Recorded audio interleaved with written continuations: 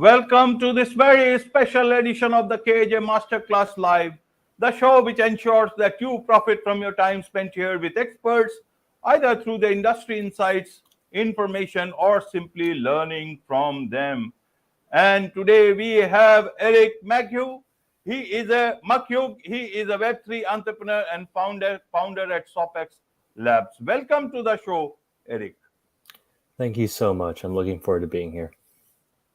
You are welcome. Welcome to the show. Welcome to India in this online form. I'm sure not just in India, but a lot of people across the globe will benefit from what we are going to talk about. We'll be talking about Web3, blockchain, Bitcoin, and much more.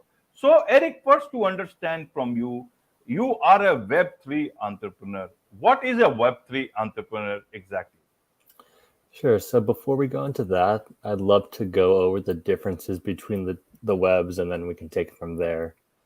So when you think of Web 1 versus Web 2 versus Web 3, I like to think of Web 1 as read only. And what I mean by that is either me or you can read content on the internet. Web 2, I would say, is read and write. And that's something like this channel, Instagram, Facebook, Twitter, social media, where either of us can read content, but we can also create our own content. And Web 3 is read, write, and own. And what I mean by that is I can create content, you can read that content, but more importantly, we own that content. So me and you own the content. It's not like we're on Instagram or Facebook, anyone can cancel us. That's the power of Web 3. So we own the content. And this is becoming increasingly important as more and more social media platforms cancel more and more people. So I'd say a Web3 person or a Web3 entrepreneur is someone who plays in that space, tries to make that technology scalable for the users. Right, Eric. What do you mean by we can own the content in Web3? Because earlier on also, in a general person's perspective, there were copyright laws. So we were already owning whatever was ours. How are we owning more now in terms of Web3? And yes, so is there a different sort of a understanding that needs to be required? Because a lot of people would want to understand this differentiation. Yeah, so in Web 2 with copyright laws, you still technically owned it. But in that case, the content isn't yours, meaning if you break the copyright laws or the social media platform cancels you, they can still take it away from you. In Web 3, that power is completely yours. Not only that, in Web 2, someone would monetize your data and sell it to third parties, as well as Web 3, everything belongs to you. Right. Can you give us some example? Help us understand, like you are a Web3 entrepreneur. If I am a content creator, how do I, own it better in Web3 than from Web 2? Sure. So let's use a live example from the United States where a content creator, his name was Nick Merckx. He was operating in Web 2. He had a very large streaming on Twitch and YouTube and those general platforms. And what he did was he played video games. He said something that may or may not have been okay based on platform rules. And then at that point, everything he did, his channel, everything he created, everything he's built was canceled overnight without a fair trial, without a way to oppose that. In Web 3, had he done this in Web 3, they wouldn't have been able to cancel his he wouldn't have been able to cancel his channel. And if his customers or fans owned an NFT or a Web 3 technology, he would still have that direct link between him and the fan, versus now he was kind of in trouble where he didn't have anything to do. Right. So in terms of now, as a, say, e-commerce person or as a creator, if I am creating my following or any sort of content on any social media, and in terms of also as an e-commerce person, if you are creating any account on any e-commerce marketplace, then it means I can take it with me. Nothing can stop me from there. Does that mean that? Exactly. So if you were to create a Web3, like for example, if you were to use SHOPX to create an NFT collection that connects you with, and we'll use e-commerce as an example, if you're a brand on Shopify or WooCommerce, you can use ShopX technology to create an NFT collection with e-commerce value. Once you create that collection and your customers own your NFT with like specific products, specific discounts, and whatever e-commerce value you choose to add, ShopX can't cancel you, Shopify can't cancel you, WooCommerce can't cancel you. They can't take away the connection between you and your creator because the NFT is in the hands of your customer. It's not in the hands of a third party where someone can just take it willy-nilly. Okay, okay. So, in for example, a lot of creators were quite worried and are still worried because of the way Twitter or X is shipping out. And Yes. there was this whole talk of, that owning your followers, owning the content that you have created. If it were Web3, nobody would be worried. You can pull out everything from Twitter or X and go to any other platform you like. It's like any other newsletter platform that if you want to be on Substack or Beehive or any other platform, you take away all your emails along with you.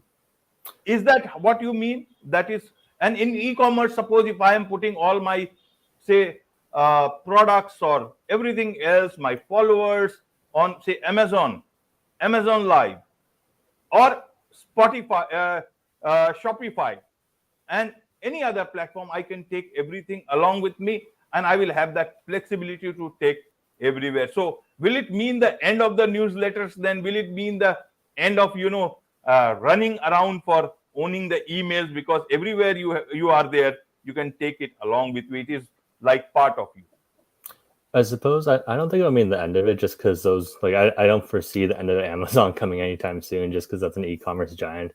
But with Web3 native platforms, like, for example, there's no Web3 native Twitter in the sense, like you can't create a following Web3 and completely own your followers or vice versa. But that's completely possible to be built on Twitter. Or it's possible for Twitter to integrate, whichever one the universe sees fit. And then from there, Right. once your social media platform is, or I guess your Web3 NFT platform is created, your audience is created, you have connection with them with the power of Web3. At that point, it's transferable, and no one can take that away from you. Right, Eric. What is the state of Web3 right now? Because now everyone seems to be just talking about AI and what is Correct. possible with AI. And every day we are just trying to figure out which new tools have come in, what else when we can, what more can we do with AI. So where is Web3 amidst all this? Yeah, AI is definitely an interesting space, and it's something I'm involved in as well. In terms of Web3, I would say we're at the beginning cycles of mass adoption. We saw earlier a couple years of the past crypto bull run with Bored Apes, with all that hype. We saw a bunch of attention generated around these subjects, so people started to learn what NFTs were. The only issue is there was no real utility behind an NFT. So imagine you're an average person growing grocery shopping 2 years ago. You hear about a Bored Ape, you're like, oh great, what's that? A $500,000 cartoon monkey? That's great, but I don't see the point. And that's created a negative connotation around NFTs where they're at now. So that hype cycle has kind of died down, and we're seeing major brands interact with the space during the bear market, setting the stage for NFTs with actual e-commerce utility. I would say in 5 to 10 years, people will be using Web3 for Web3 to be successful, everyone has to be using it without realizing they're using it. And that's impossible at this very moment just because the user interface and just the processes for any random person to get involved with crypto isn't at the level it needs to be at. But the bright side is with major brands, with NFTs with utility, with Web3 companies with actual utility, we're setting the stage for, like, for example, if Nike were to onboard into Web3, they create their NFT collection, they can send their millions of customers to a poorly run service. So they could create their NFT collection, and then from there, they're incentivized to create a system that's pleasant for their customers to be in. And from there, they're also incentivized to create the learning materials for their customers. And on their customer side, and we've seen this with ShopX as well, the customers are actually incentivized to get involved in the space because they have an actual reason. Like, for example, with the ShopX flagship product launch, a brand using our products and services, they launched an NFT loyalty pass where over 50% of the users were 100% brand new to crypto, meaning they've never had Ethereum before, they didn't have a wallet or anything. But because they wanted this particular one came with a hat with their NFT, but because they wanted that hat, they were happy to learn about that in order to get to purchase that NFT. So I believe that this creates a 0 to 1 moment for a lot of people. And again, that was like a smaller brand, but we're working with companies like Fox Studios, and imagine like any major brand gets involved when the hype is back. I think that's gonna be powerful for the whole Web3 movement. Right, right. In terms of Web3, as a general person, how would I understand? Has it started rolling out? We are in the midst of it, or we'll have to wait for it?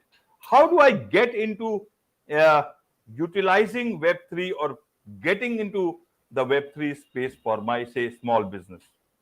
Yeah, so I would say it's just started the rollout. So if you think of like a curve, we're probably around like less than 5% rise on the rise of Web3. And the reason for that is just because of lack of education, lack of actual utility, and most importantly, lack of crypto infrastructure for ease of use. If you're just a user wanting to get involved to Web3, the best way to do it is to get some skin in the game. And skin in the game is ownership. So what I'd recommend you do is purchase some Bitcoin if you want, purchase some Ethereum, maybe purchase a cheap NFT just so you go through the process. And from there, after you've purchased any of those crypto assets, you're more incentivized to start the learning process of what Web3 is and why it's important. If you're an e-commerce merchant, there are companies like SHOPX where we've taken any of the complexity out of it, meaning if you're on Shopify, you're on WooCommerce, you can download our app, and then directly within the app with no technical expertise, you can fill out a form with like a picture, a description, a price. And what's happening on the back end is you're deploying a smart contract for yourself, but all you see is a form. So it's so easy. My grandma could do that. So a bunch of companies are in the process of trying to simplify Web3 and make it useful. Right, right. So for Web3, you have to deal with crypto. If is that what one can understand, or you can still do? Why I ask this is that of late, you know about all the negative trend that has happened in crypto, all those scams and scandals that people have seen. Uh, that has dented a lot of confidence in people. So that is why, help us understand, can't you experience Web3 or any of these things, NFT as a service that you talk about, ShopX, can't you do that? Or is crypto a necessity here? So at its core, crypto is a necessity, but we're working on making it so the user has to interact with crypto as least as possible. So for example, what I mean by that is if a brand were to launch a NFT collection using ShopX, the customer then wants the NFT for the e-commerce benefit, the customer can pay with credit card. So what's happening in the back end is we've integrated with a company called Crossmint. Right. So they're purchasing Ethereum with their credit card. The brand is getting Ethereum, but on the front end, they just see purchase with credit card. And in the future, with companies like Chainlink or many other ones, so Chainlink was an interoperability play where meaning they can different chains can communicate.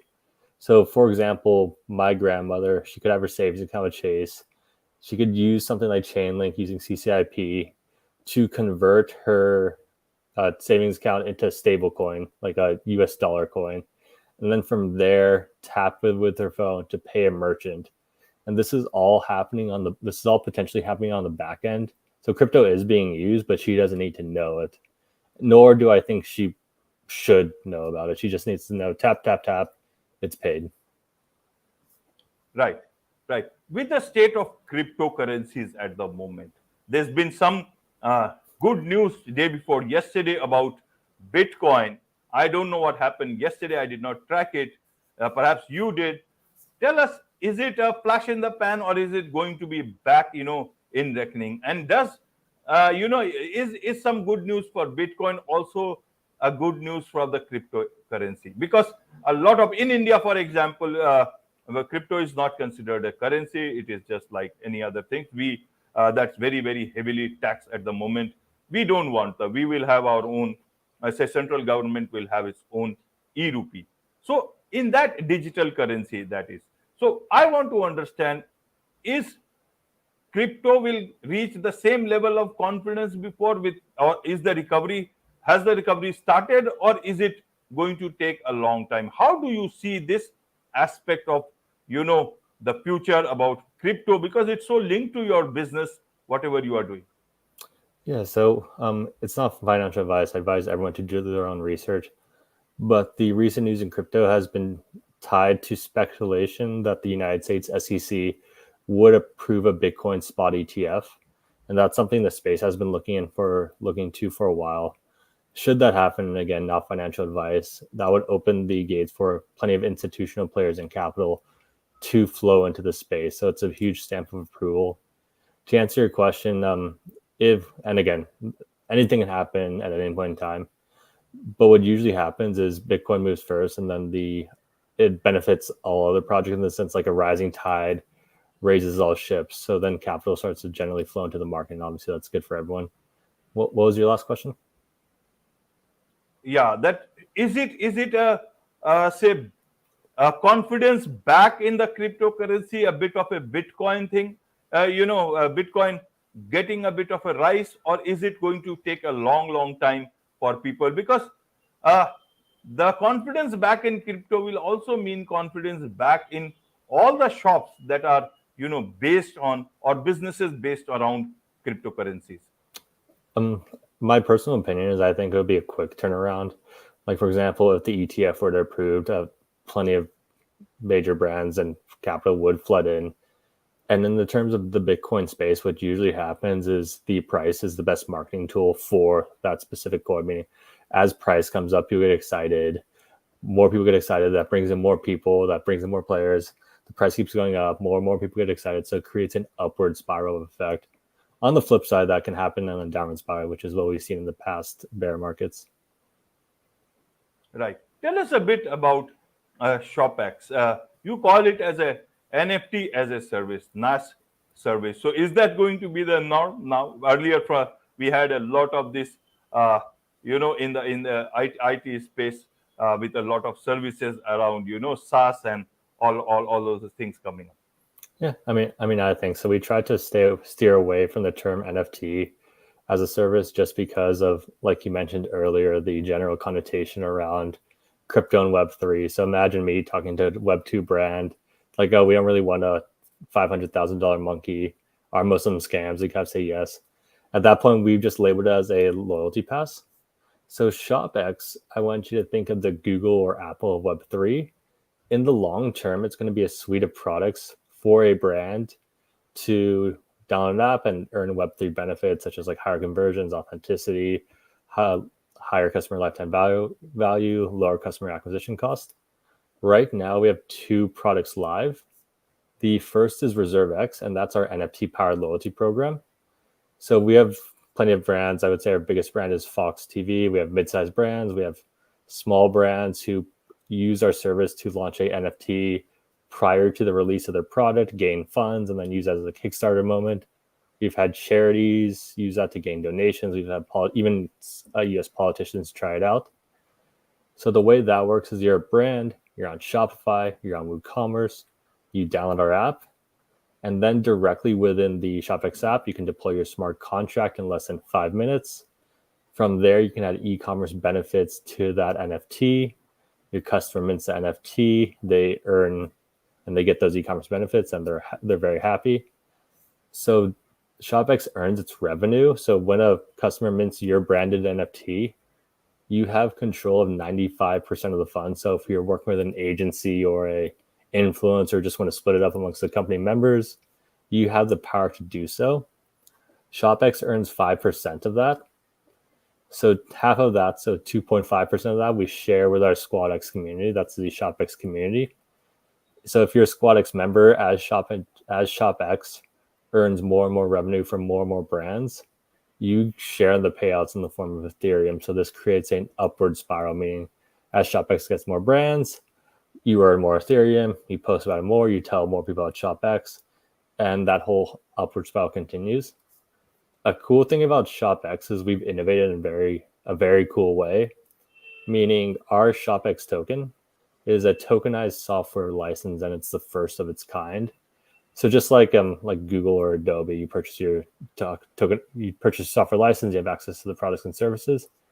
If a brand wants to use ShopX services, they have to have a specific amount of those tokenized software licenses, which can be purchased at any authorized reseller. And then from there, they gain access to the products and services. And should they want to leave the ecosystem, they're more than welcome to sell it because, again, it's their tokenized software licenses.